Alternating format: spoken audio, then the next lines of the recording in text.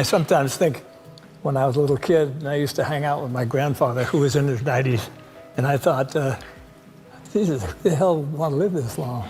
For decades, fans dreamed of a moment that never came. Clint Eastwood and John Wayne, side by side in a Western showdown. It was the greatest what if in Hollywood history. Now, at 93, Eastwood finally breaks his silence. From a lost 1970s script to a dinner that never happened, Clint reveals why the two cowboy legends never shared the screen. With humility and honesty, he honors the man who paved the path before him. The truth is more human and more powerful than fiction. This is the story behind the silence and the legacy that still echoes today. The whispered legend begins. In the golden era of Hollywood, long before the internet fueled conspiracy theories and fan-made trailers, a quiet storm began to brew. It started as whispers, rumors that Clint Eastwood and John Wayne, the two faces of American westerns, might one day share the screen.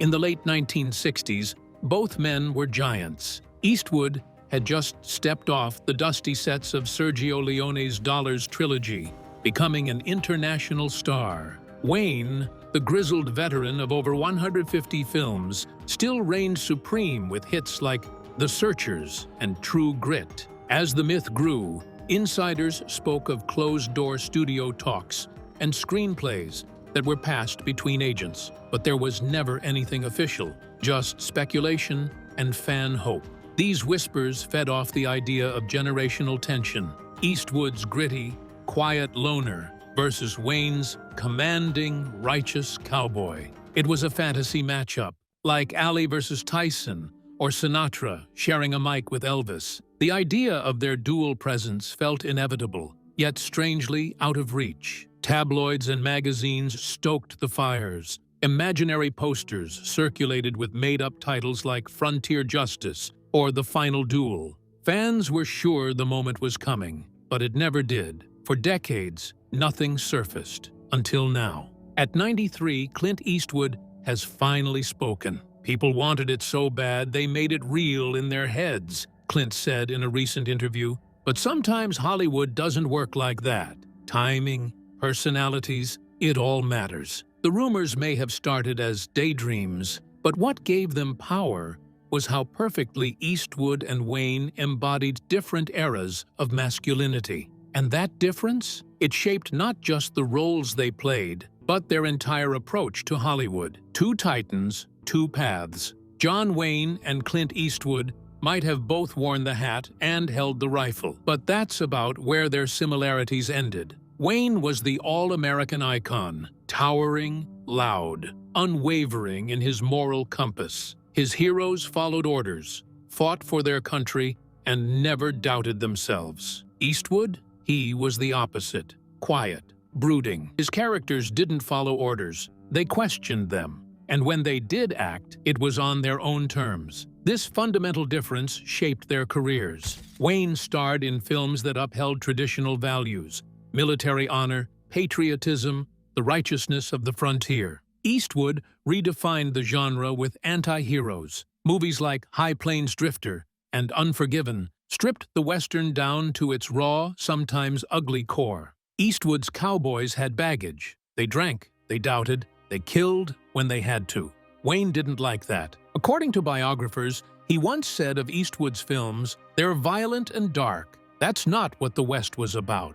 Clint, for his part, admired Wayne, but never pretended they were on the same page. "He was the old guard," Clint explained. "I respected him, but I wasn't trying to be him." Even off-screen, their styles clashed. Wayne was known to be outspoken, even confrontational. Eastwood was famously reserved, letting his work do the talking. In many ways, they stood on opposite ends of the same myth, the cowboy as symbol. One made it noble, the other made it real. The contrast between Wayne and Eastwood added fuel to the fantasy of seeing them together, but it also revealed why such a pairing was nearly impossible. That tension would soon be tested by the one script that could have brought them face to face. The script that never made it. It was called The Hostiles, a Western penned in the early 1970s with one goal: to unite two legends in a single showdown. The premise was simple, yet powerful. John Wayne would play an aging, straight-laced lawman. Clint Eastwood, a younger outlaw with a conscience. The story? A territory in turmoil. The two men, forced to work together against a common enemy, battle each other's ideals and their pasts. Clint Eastwood loved it. It was gritty, real. It asked questions, he said in a 2024 interview. The idea of two men representing different sides of justice, one by the book, one by instinct, was exciting to him. It wasn't a clean Western, he added. That's what made it interesting. Wayne, however, was not impressed. According to Eastwood, he turned it down almost immediately. The reason? He didn't like my character, Clint said. He thought he was too immoral, too messy. Wayne reportedly told the studio, "That's not the kind of Western I make," and that was that. The project died before it could even begin. Clint wasn't bitter. He had a code. He stuck to it, he said. I respected that, but it meant we were never gonna work together. Not on that movie. Still, the script remained a treasured what could have been. For fans, it became the holy grail of unmade Westerns. While the script faded into the shadows of Hollywood history, another chance almost brought them together. One that had nothing to do with cameras, but everything to do with timing. The meeting that almost happened. For all the rumors and failed scripts, there was one real-world chance when Clint Eastwood and John Wayne could have finally come face-to-face. Not on a film set, but at a quiet dinner party in the Hollywood Hills. As Eastwood revealed, a mutual friend once invited both men to a private gathering sometime in the mid-1970s. It wasn't planned as a formal meeting, but the host hoped sparks might fly. Creatively, at least. I was looking forward to it, Eastwood recalled. I thought, maybe this is the time we finally sit down, talk shop, and see if something can happen. For Clint, it wasn't about pitching a film. It was about respect, one legend acknowledging another. But as fate would have it, Wayne pulled out at the last minute, citing a scheduling conflict. Clint, ever the minimalist, shrugged it off. Hollywood's full of almosts. The missed dinner quickly turned into one of the great what-ifs of movie history. Had they met, perhaps walls would have come down. Perhaps Wayne might have softened his stance toward Clint's edgier take on the Western hero. Or maybe nothing would have changed at all. Still, that night represents the closest the two icons ever came to collaboration. Some say Wayne later regretted missing that dinner, especially as the Western genre began evolving in directions he didn't always agree with. He was watching the genre shift under his feet, said one of Wayne's former collaborators. Maybe Clint could have been the bridge. Though that fateful dinner never happened, their silence toward each other wasn't a cold war. It was a quiet acknowledgement that they were riding parallel trails, both aiming for the same sunset, but from very different roads. Mutual respect, quiet distance. Despite their different styles and generational gaps, Clint Eastwood always carried a deep respect for John Wayne. John was the guy, Clint once said. He wasn't just a star, he was the symbol of the American cowboy. That admiration was mutual, even if they never became close. Wayne reportedly praised Eastwood's rise, even calling him a fine actor, but not my kind of cowboy. The lack of collaboration wasn't rooted in animosity. It was more a matter of timing and temperament. Eastwood was a loner, both on screen and off. Wayne was the patriarch, commanding and traditional. In Hollywood, where egos often clash, these two simply moved around each other like large ships in the same harbor, aware, respectful, but distant. Biographers say that Eastwood's admiration was influenced by more than Wayne's roles. It was about the legacy. John carved the trail, Clint once said. He did the hard miles before any of us even got our boots on. Even in his more rebellious film roles, Eastwood never set out to replace Wayne. I wasn't trying to be better, just different, he said. Their lack of public interaction may have actually preserved their mythologies. By never sharing the screen, fans were free to imagine the perfect showdown that never came. That absence became its own kind of legend. But admiration doesn't always mean agreement. As Eastwood's career took new turns, their ideological divides widened, especially when it came to politics and the changing culture of Hollywood. Different politics, different paths. Politics in Hollywood is rarely just about party lines. It's about storytelling, values, and the images you put on screen. And in this realm, Clint Eastwood and John Wayne couldn't have been more different. Wayne was a vocal conservative, proud of his patriotism and traditional American ideals. Eastwood, while also leaning conservative in some respects, often took a more libertarian and nuanced stance. Wayne's political presence was powerful. He campaigned openly, gave interviews about his disdain for hippie culture,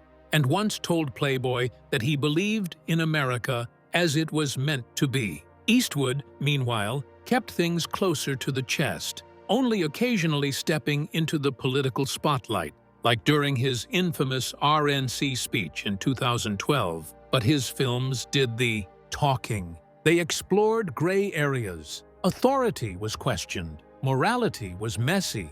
This ideological divide reflected in their film choices. While Wayne pushed for traditional westerns that upheld good versus evil, Eastwood's films blurred that line. Unforgiven, for example, challenges the entire myth of the noble cowboy. Deserves got nothing to do with it, Eastwood's character says, an anti-hero's view that would have clashed hard with Wayne's. Still, Clint never dismissed Wayne's stance. He believed what he believed, Clint said. I respected that, even if I didn't always share it. In many ways, this political and philosophical divide was the final wedge between them. Not hostile, but firm. And yet, despite all their differences, style, politics, tone, they remain forever linked. Because even without a shared scene, Clint and John's stories wove the same great American myth from different corners of the frame. The torch that was never passed. Hollywood loves a passing of the torch. Those moments where one icon steps aside so another can rise. But with John Wayne and Clint Eastwood, that symbolic moment never happened. No handshake on screen, no final ride into the sunset together. And yet, the torch was passed, silently, indirectly, and unmistakably. In the 1980s and 90s, as Wayne's image became one of nostalgia, Eastwood's films began rewriting the rules. Where Wayne played the cowboy as national hero, Eastwood showed him as flawed, even broken. In Pale Rider and Unforgiven, the cowboy wasn't a savior, he was a survivor. The myth was unraveling, but with reverence. Clint wasn't tearing down the house Wayne built, he was renovating it. Film historians often describe Unforgiven as Eastwood's final word on the Western, and a respectful nod to Wayne's influence. It's a farewell to the Old West, one critic wrote, and to John Wayne. In one subtle moment, Eastwood even walks past a gravestone inscribed with the name Booth, a callback to actor John Wilkes Booth, and a deeper metaphor about America's dark past. Eastwood never needed Wayne's blessing, but you get the feeling he still would have valued it. I just kept doing my thing, Clint said. I hope the work spoke for itself. As Clint was redefining the Western, Wayne's influence was still present in every scene, but the genre itself was changing, and Eastwood was steering the ship into uncharted territory. Eastwood reinvents the Western. By the time the 1990s rolled around, the Western was on life support. Studios were moving away from horses and high noon standoffs, but Clint Eastwood wasn't ready to bury the genre. He was ready to evolve it. Unforgiven, 1992, wasn't just another cowboy flick.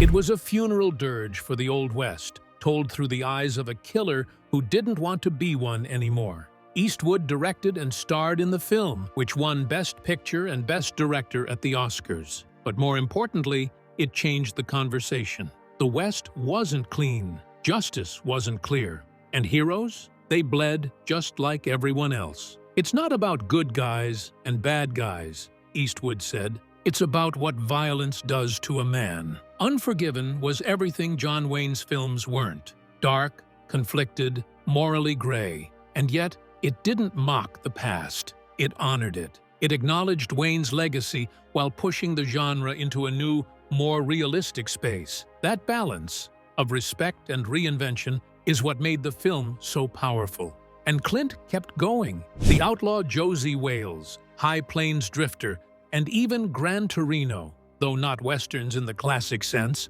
all carried that same thread. Lone men, haunted by their choices, trying to do one last good thing. While Clint was revolutionizing westerns, he was also exploring something deeper: the cost of violence. That journey would carry him beyond six-shooters, from gunslinger to philosopher. As Eastwood aged, so did his characters. He wasn't just playing tough guys anymore, he was playing tired guys. Men who had seen too much, done too much, and wondered what it all meant. This shift wasn't accidental. You get older, you start thinking about legacy, Clint admitted. What you leave behind. In $1 Million Baby, 2004, Clint played a boxing trainer haunted by failure. In Gran Torino, 2008, he portrayed a bitter war vet confronting his own prejudice. These weren't cowboys, but they had cowboy souls, rough exteriors, quiet pain, and a code of their own. And they asked big questions. What does it mean to be a man? What does redemption look like? Can we change, even at the end? By stepping into these roles, Eastwood became something Wayne never did on screen: a moral philosopher. While Wayne often stood as a symbol, Eastwood wrestled with the symbol's cost. His characters didn't just shoot, they suffered, and audiences felt that. "I don't know if people come for the violence anymore," Clint once said. "I think they come for the truth under it." This evolution didn't mean abandoning the cowboy. It meant transforming him from legend to man, from archetype to human being. Two legends, one legacy. Even though Clint Eastwood and John Wayne never stood back-to-back in a shootout or shared a drink in a saloon scene, their legacies are forever linked. Together, they shaped the Western genre, just from opposite ends. Wayne built it up. Eastwood broke it down and rebuilt it. Wayne's image, tall, proud, unshakably American, became the template for the heroic cowboy. But as decades passed and America changed, so did its heroes. Eastwood's quiet, haunted gunslingers spoke to a country wrestling with war, politics, and shifting values. John Wayne was America as we wanted it to be, a critic once said. Clint Eastwood was America as it really was. Still, Eastwood never dismissed Wayne's contributions. "Without him, the door never opens for me," Clint admitted. He carved the path. Together, they represent the full arc of the Western myth, from black and white morality to the shadows in between. One was the face of certainty, the other of doubt, but both were cowboys, and both helped define what it meant to be one. Their shared impact on film and American identity is undeniable. But while Wayne passed in 1979, Eastwood was just entering a whole new phase of his career. As a director with something bigger to say. Eastwood, the director. While John Wayne occasionally stepped behind the camera, Clint Eastwood turned directing into an art form. He didn't just star in his own movies, he shaped them, crafted them, infused them with his evolving worldview. And it all started with a simple idea: keep it honest.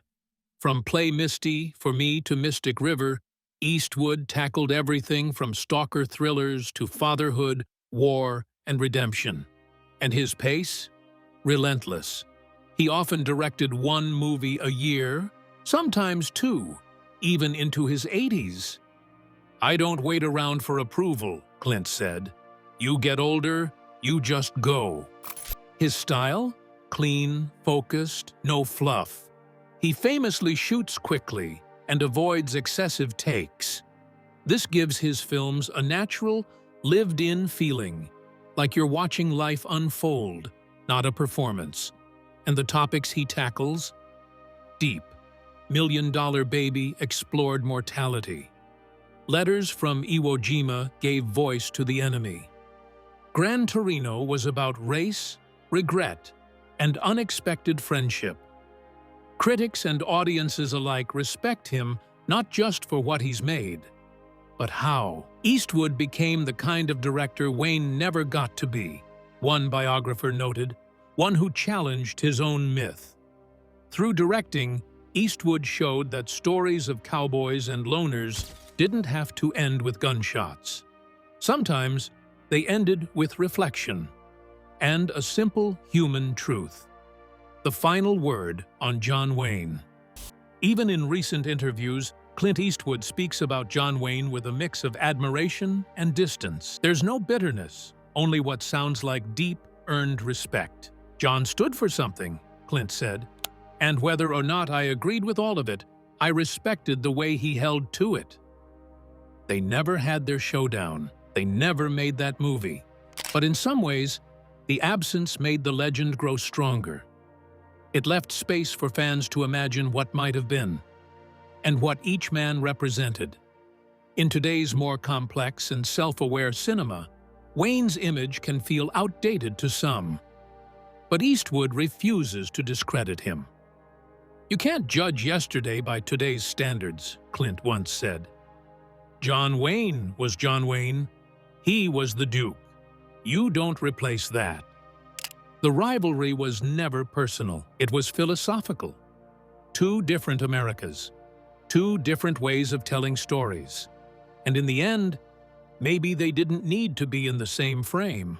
They were two parts of a larger picture. And now, as Eastwood enters the twilight of his career, the rumors, the myths, and the movies all circle back to the same simple truth. Legends don't need to meet to change the world. The Last Cowboy rides on. At 93, Clint Eastwood isn't chasing roles or critical acclaim.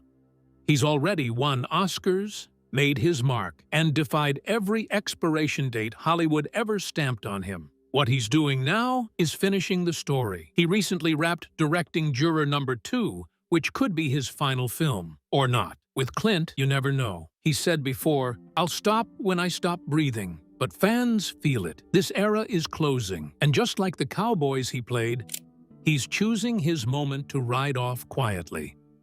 What remains is a legacy that stretches far beyond the Western. It's not just about hats and horses. It's about toughness, silence, moral complexity, and evolution. He gave us loners we could root for, and directors we could believe in. And he did it all while carrying the myth of the West on his shoulders. Though Eastwood and Wayne never stood side by side on screen, their shadows stretch across the same cinematic desert. One began the journey, the other finished it. And as Eastwood finally confirms the rumors, fans can now close the book on one of Hollywood's greatest what-ifs. But like all great westerns, it's the silence between the gunshots that lingers longest. In the end, the story of Clint Eastwood and John Wayne isn't just about a missed movie. It's about two icons who shaped America's idea of strength, grit, and manhood, each in his own way. One stood tall for tradition. The other questioned it. One showed us the West as it should have been. The other showed us what it really was. At 93, Clint Eastwood's reflections aren't soaked in regret. They're filled with clarity. He's not rewriting history.